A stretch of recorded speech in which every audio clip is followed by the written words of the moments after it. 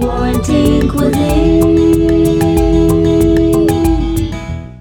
Good morning everyone, welcome back to Quarantine Cuisine. We're back with another breakfast goodness, something like that. As you can see, I've got my Captain Rumble shirt on, which is lovely. This morning we're going to be using some bread and some cheese, a little bit of butter, and we're going to be making a cheese toasty. I made a cheese toasty like this in Kenya. All you need for it is obviously your ingredients, a frying pan and a little bit of heat. I used to make it with just on an open fire, which works quite well as well. So it's really easy and it won't take long. Butter both sides of both pieces of bread. I have washed my hands and done all the kind of classic safety things beforehand, hygiene and that. Now I could do a whole video on buttering pieces of bread. Okay, and actually I'm gonna get the heat going already. I know there's nothing in there and you shouldn't really get the heat going when there's nothing in there, but there will be something in there very, very soon. Okay, so this is just cheese that we had left over. This is the last pieces of cheese that we have. I don't know how much cheese you guys have got.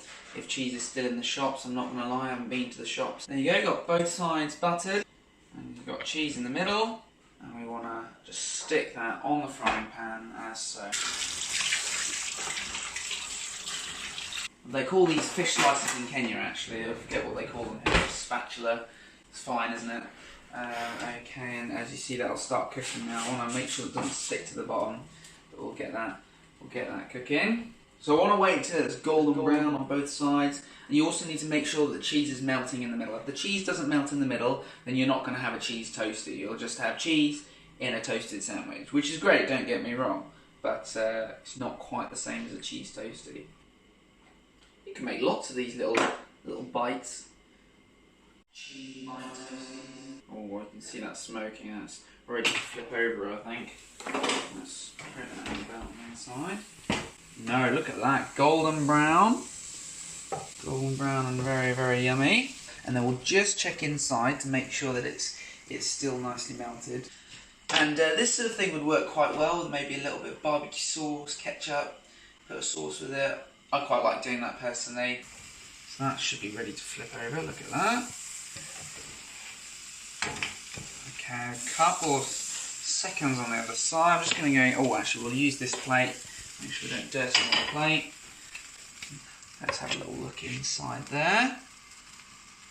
Yeah, you can see that has melted really nicely. Let's go to the side. Okay, right, this one's definitely done. Look at that. Perfect toasty then. I think it's worth the effort, worth the washing up. Provided you actually do the washing up. Right, that's looking pretty good now. Okay, so the cheese ones are done. I'm just going to do some normal fried bread. Let me know what you want tomorrow, and you never know, in a few weeks' time, if things start getting a little bit harder, we might even have to start experimenting with some very peculiar breakfasts. You never know. Anything in the cupboards. Just frying it on the frying pan. You can't really go wrong. Apart from peanut butter and spinach, don't do that one. Okay, so that's pretty much that one done as well, and that'll be the quarantine cuisine for this morning. But thank you very much for watching. I'll see you all tomorrow. Barbecue sauce. Oh, some salt.